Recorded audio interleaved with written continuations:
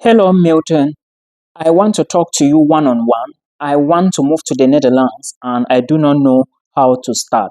This is a question I received from a follower, and I will answer the question, then I will tell you how you can start. If you wish to start it yourself, then do it. I totally encourage that. But if you are not able to do it yourself, reach out to the services of somebody you think is an expert that can help you proceed. First thing first, let's answer the question.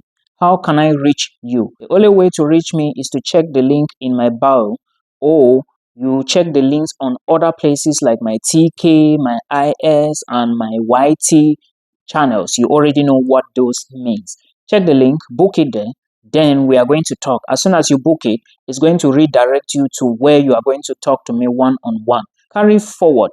Now, if you want to move to the Netherlands, you do not know how to start. This is the procedure you need to follow. Again, remember, I have a place where if you go there, you are going to listen to all these things and equally follow what I did. Then you also do it yourself. But again, if you cannot do it, you know what to do already. Point number one, you need to check the required, like the best website.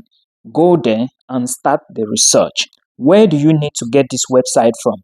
This is the name of the website, studyinthenetherlands.nl. When you type that website on Google, it opens up. You are going to see somewhere like a library. Now, on that page, you can then navigate. You are going to search schools based on the city. You are going to search schools based on the programs, and you can equally search schools based on what you want to study. One thing you should put into consideration is that we have universities of applied sciences in the Netherlands, and we equally have universities of research-based institution. Universities of applied sciences prepares you direct to the job market. Then research-based universities prepare you to go into academia, research, and a whole lot of professorship and something like that, or things like that. Now, that link is going to open up. You can now search based on the program you need. When you search, for example, you are going to find the University of Amsterdam. You are going to find Maastricht University, University of Twente, Utrecht University. On the other side, you are going to see maybe HL University of Applied Sciences. You are going to see schools like maybe other applied science universities, right? But pay attention to the program you are looking at. If you want to study a particular program, click on the program, because it is possible for you to select from the drop down menu. And of course, when you choose a program, they are going to direct you on where to apply. First of all, do not click on where to apply. Click on where the requirements are. Read the requirements. Common requirements in the Netherlands include basic high school qualifications for those who want to go into bachelor's, and those who want to take master's programs. You need to equally add a copy of your bachelor's degree and the transcript. To an extent, you need to supply English proficiency. I would like to say this categorically clear that most schools in the Netherlands will not accept English proficiency. I did IELTS because I wanted to move to the Netherlands. I know people who came to me for appointments and they are currently writing their IELTS now. So one advice, go and do yours now. Now, when you finish checking the requirements, the next thing is check where to start the application. On that portal or on the blackboard or on the sign or on the website, you are going to see study link. They will tell you to apply using study link. Go to study link, create an account, make sure you keep the email and the password. Then when you create an account, they will tell you to input some details. Then you get your details done. They will tell you to upload your documents. Then you wait. Remember, some schools will ask you for application fee. Others will not ask you for application fee. So this is basically the procedure. As everything is done, wait for the university in 2 to 3 weeks. After you get admissions, now you have to proceed with visa application. I hope you enjoyed this visa application episode, loading very soon. So someone was asking me, Milton, is it true that I can study in the US for free? And this is my response to that question. Yes, it's very possible for you to study a master's or a PhD course or program in the United States for free. And now, what you need to understand is that this thing you want to do, like if you really want to study in the US for free, listen to this video, please, because I know when I post this video, many people will still come back. I don't know if they watch or they don't watch, but again, let me say it. If you want to study in the US for free, please, you need to do some work. It is not going to be small work.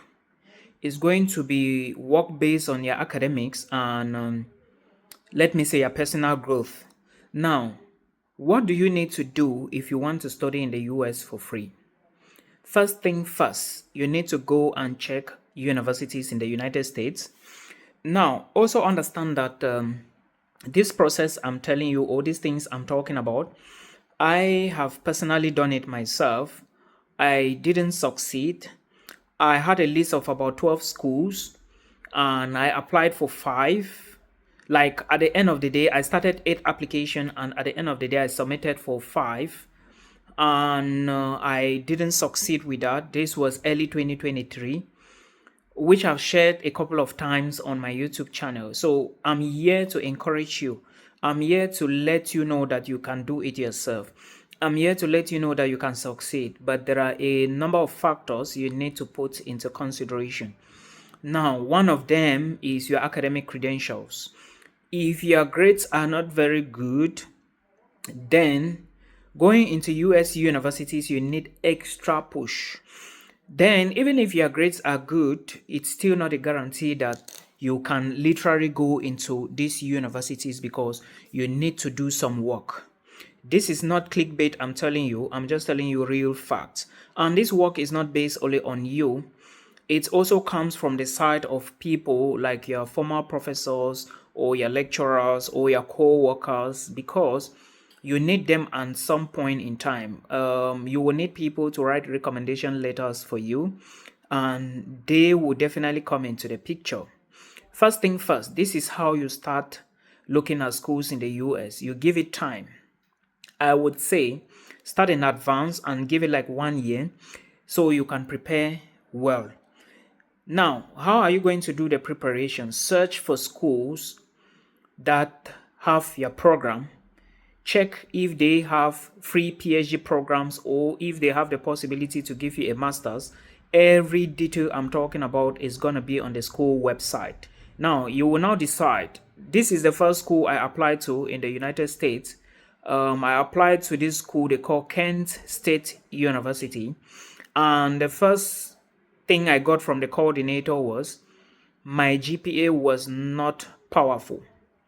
And I actually know why my GPA was not powerful is because during my bachelor's day, I had a couple of things that were disturbing me. And of course, when you struggle alone in school and to get to some point to score a particular grade is not really that easy. That's why I always encourage you guys and tell you that if you still have your parents who are sponsoring you, please make sure you pay attention and study. Try to score well. Good GPA. A good GPA is a very big advantage for you. You don't know what God has done for you. However, if you do not score a good GPA, you are still on track. It doesn't mean you should give up. And also understand that it's not all about the GPA. US universities is more about what you want to do, who you have spoken to, because you need to check the school, check the research you want to do. Then you reach out to the coordinator, to the researchers in charge, and then you establish some sort of conversation. Then from there, I think you stand a very big chance. Now, it is now left for you to drop your application, then do the other things right. What are the other things right I'm talking about? I'm talking about things related to writing a strong SOP, supplying strong recommendation letters, building your academic CV to standard. Now, remember, I don't check my inbox. Please, anything you want us to talk about, book a call from my bio, or if it's on YT, you check the description box of my video, or if it's on TK, you check my bio. If it's on FB, check my bio.